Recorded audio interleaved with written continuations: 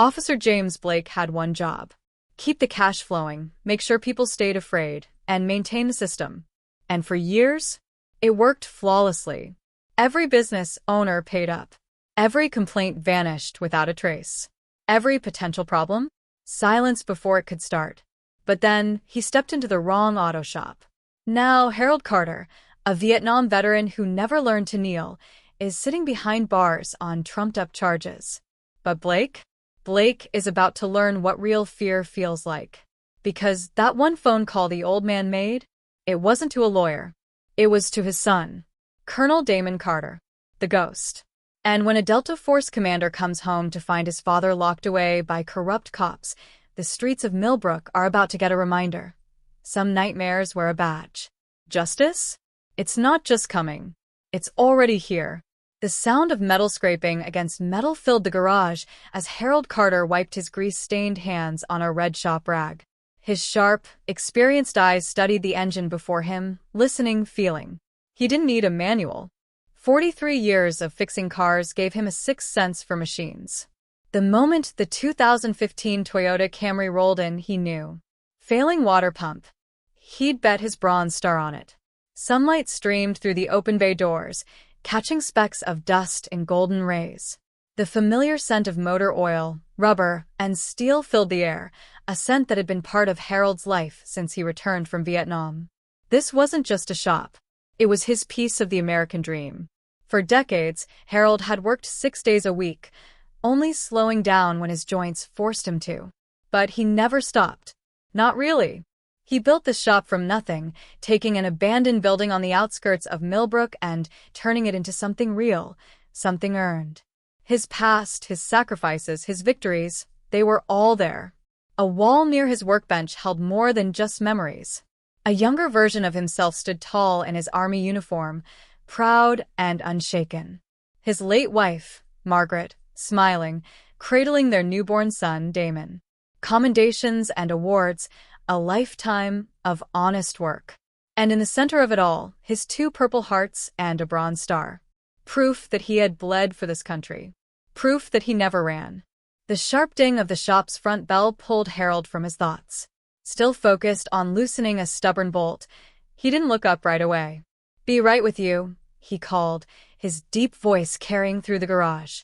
But then a voice that made something deep in his gut go cold. "Take your time, old man. We've got all day." Harold stiffened.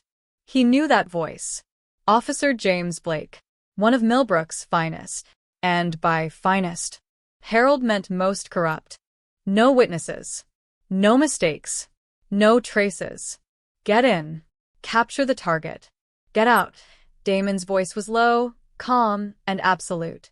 It carried the kind of weight that came from years of leading men into the darkest corners of the world and bringing them back alive. One by one, his squad leaders confirmed their positions over the comms, their voices steady, unshaken. Alpha in position. Bravo ready. Charlie team, locked and loaded. Delta, standing by. Everything was running like clockwork, exactly as planned. Damen Carter had earned his reputation the hard way. They called him the Ghost, not just for his ability to disappear into the shadows, but because he moved through the battlefield like something unreal, untouchable. Some whispered that he could slip through laser security without breaking a single beam. Others swore he once eliminated an entire enemy compound without ever pulling the trigger himself. The truth? It was somewhere in between. But right now, none of that mattered. The mission came first. Then, a break in the silence. Lieutenant Mark Foster, their communications specialist, suddenly raised his hand. His face was unreadable, but Damon knew that look. "Sir, incoming secure call. Priority Alpha." Damon's posture didn't change. His expression remained neutral. But something in his gut twisted. Priority Alpha meant family. "Patch it through," he said, already knowing that whatever was on the other end of that line, it wasn't good. A second later, his father's voice crackled in his earpiece. And Damon's entire world shifted. As Harold spoke, describing the threats, the corruption, the arrest, Damon's men felt the shift in the air. They had seen the Ghost in action before. They had watched him operate with precision, eliminate threats with terrifying efficiency. But this was different. This wasn't a mission. This wasn't about orders. This was personal. Underneath the calm, controlled exterior, something cold began to settle into Damon's eyes. By the time his father finished speaking, the transformation was complete. The ghost wasn't just a call sign. It was a state of being. And right now? Someone was about to pay. Understood, Damon said.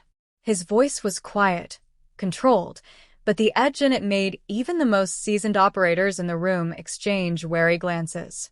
He ended the call. No hesitation. No second thoughts. Then he turned to Captain Sarah Williams. Tactical command is yours. Complete the mission. I'm wheels up in 30. Williams stepped forward, concern flashing across her face. Sir, what happened? Damon didn't hesitate. Some cops in my hometown just made a terminal mistake. The room went silent. Everyone knew Damon's background. His father, a Vietnam veteran, a man who had taught him everything about duty, honor, and standing against men who abused power, wasn't just his father. He was his foundation. And now, some two-bit uniformed thug had decided to lay hands on him? Sarah nodded, already understanding that nothing would stop Damon now. Take whatever you need, she said simply. We'll finish here. Damon moved with absolute precision, gathering only what he needed. He wasn't just going home. He was bringing war with him. But before leaving, he stopped at the command station. Foster. Sir, get me everything you can on the Millbrook Police Department. Full background checks. Financial records. Communication logs.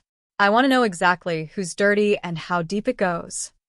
Foster's fingers were already moving across the keyboard. On it, sir. Do you want me to contact our DOJ liaison? Damon's response was immediate. Not yet. First, I need to understand the battlefield. As he moved toward the transport bay, Sergeant Jason Taylor, a veteran operator who had served with him for 8 years, stepped forward. Boss, you want backup on this? Damon considered it. Taylor was solid, rock steady in a firefight. But this wasn't a battlefield mission.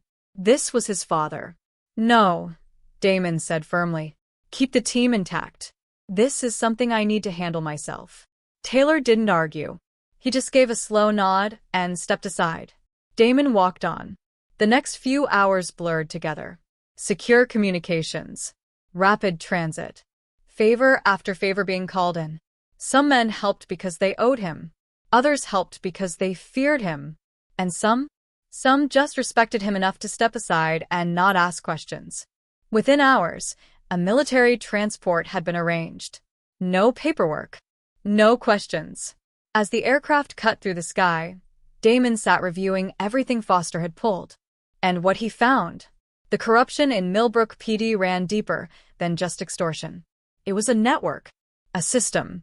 There were ties to organized crime, money laundering, international drug connections. Officer James Blake? Just the visible face of a much larger problem. Then his tablet lit up with an encrypted message from Foster.